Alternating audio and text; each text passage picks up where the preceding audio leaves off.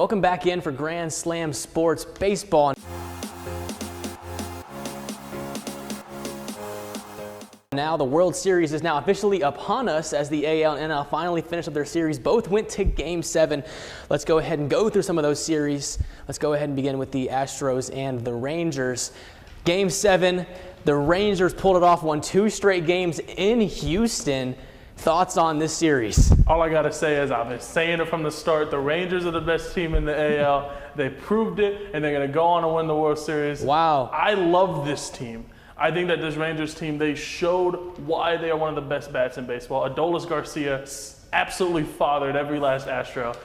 I had a lot of fun making fun of Jace that night, but he had a lot of fun making fun of the Braves. So, I mean, I think we're pretty even on that. Yeah. But I think that they played they looked better. This was surprising. I mean, you didn't expect the Astros to lose both games at home. I mean, home field advantage. I mean, both games were in Texas. Every team lost at home. So I think the biggest surprise to me was the fact that Christian Javier pitched awful. Yeah. I mean, I was talking about, we were doing another show. I was talking about the fact playoff Christian Javier is almost unstoppable.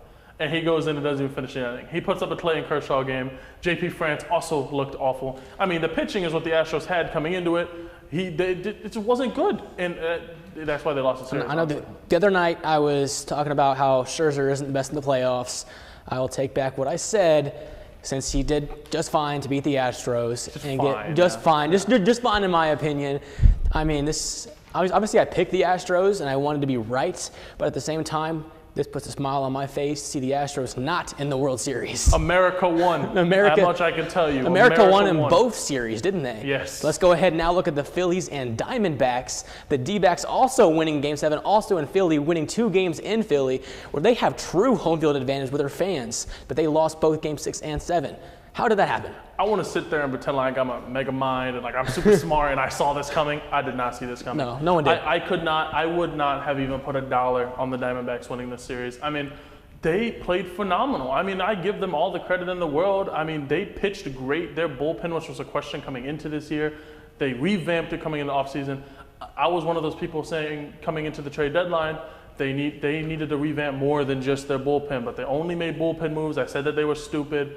Looking at it now, they proved me very wrong. The Diamondbacks organization knew what they were doing. They beat some good teams to get here. Good on them. I don't want to say they're going to lose because I don't want to be proved wrong again, but the Brewers' little curse is over now. The Brewers, it's not over. It's continuing. Yeah, but the Brewers' curse is every single team that has beaten the Brewers in the playoffs have made the World Series. Yeah. They no longer have that little lucky magic aura that they have. I mean, but 6 of the 8 teams that have beaten the Brewers and made it have ended up winning. So the odds are in their favor to win this series and make it 7 out of 9. I just want a Rangers World Series. I know a lot of people do. I know a lot of those Texas people down in Arlington. I mean, they're one of 6 teams that doesn't have a World Series ring. I want to say it's been over 60 years. They're the second longest drought in all of baseball behind the Cleveland Guardians. They are the longest drought in all of baseball, people that do not have a World Series.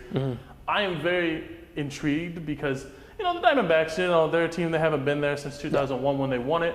But to see the Rangers break that, I want to say 65-year drought, that'd be amazing to see. But where did it go wrong for Philadelphia? They were up 2-0, up 3-2, heading back home. It looked like it was in their favor the entire series, and they just couldn't finish it off to make it again.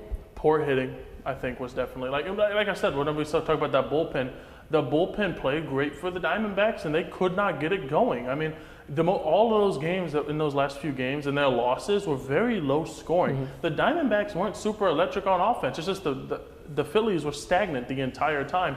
If you can't get people on base, if you cannot get those people that are on base in, you're not going to win a series. You're not even going to win a game. And I know I was watching the game last night when it was 4-2. I'm like, this is over. The Phillies can't get anything going on offense. They had no hitting going. They couldn't even get base runners on the base. And lo and behold, they didn't score another run in the game those last 3 innings because they just had no hitting. You could tell, you could feel it that they were just stagnant. To me, this right here shows why the MLB, in my opinion, is one of the smartest board of directors in all of sports. Because I remember whenever the expansion teams came, I was not personally alive, but I remember looking into it a little bit when I got older. I was like, how did these teams get where they are? Because they had a almost 100-year disadvantage. Yeah. Well, because of the ideas of the extra rounds in the draft for these smaller teams that have smaller markets or have less money, you get to see teams like the Diamondbacks that they're not going to sign the big names. I can't think of a player that they've signed within the past few years that have actually been, decent, like even above average. Yeah. But if you look at the players that they've traded for, Zach Gallen for Jazz Chisholm, picking up Corbin Carroll from the deadline, I mean not the deadline, sorry, the draft. Yeah. Of course, trading for Lourdes Gurriel for the Teoscar Hernandez trade.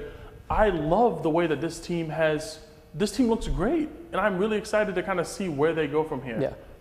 And I mean, I want to talk about the Mariners here for a second, because a select few previous Mariners are on the D-backs team.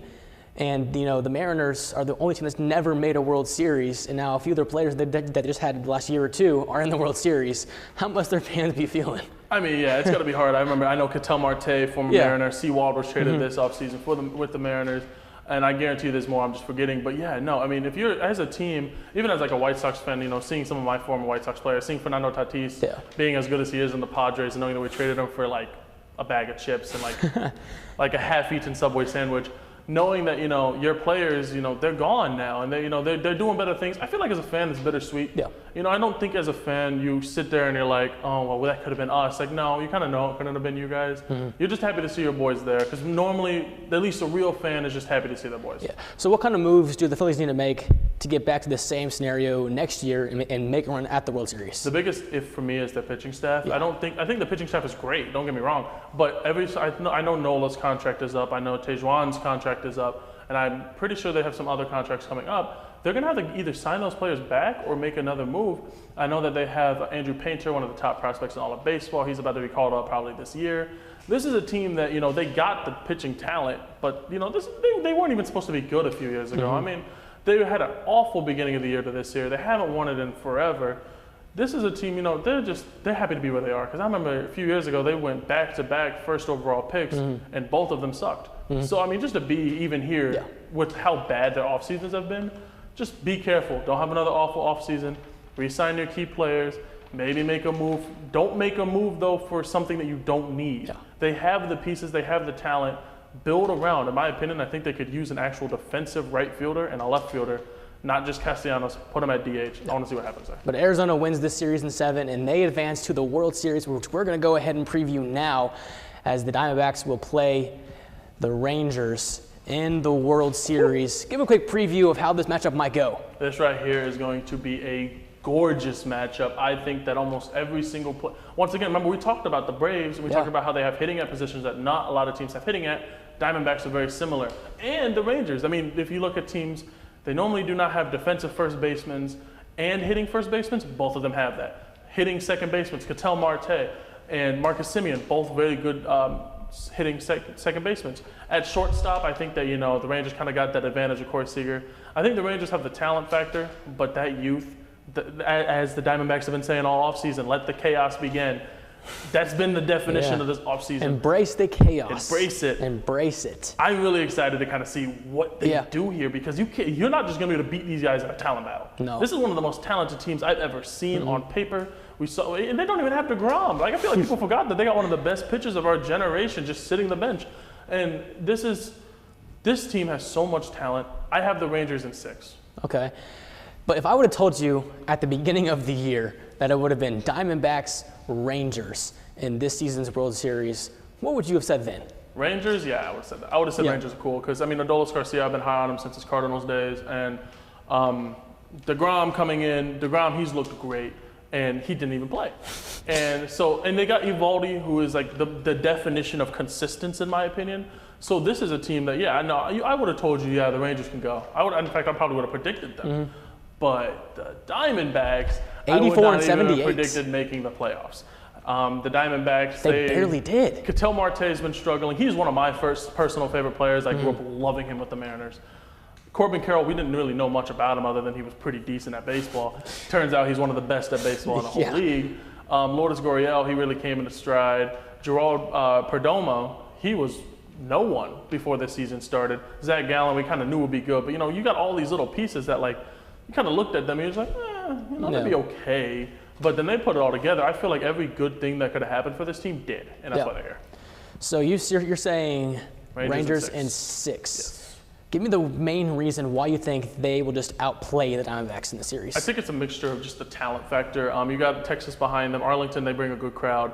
I think that they have pitchers that have been there. Eovaldi, former World Series winner, I want to say. I think he won with the Red Sox. I'm not 100% sure.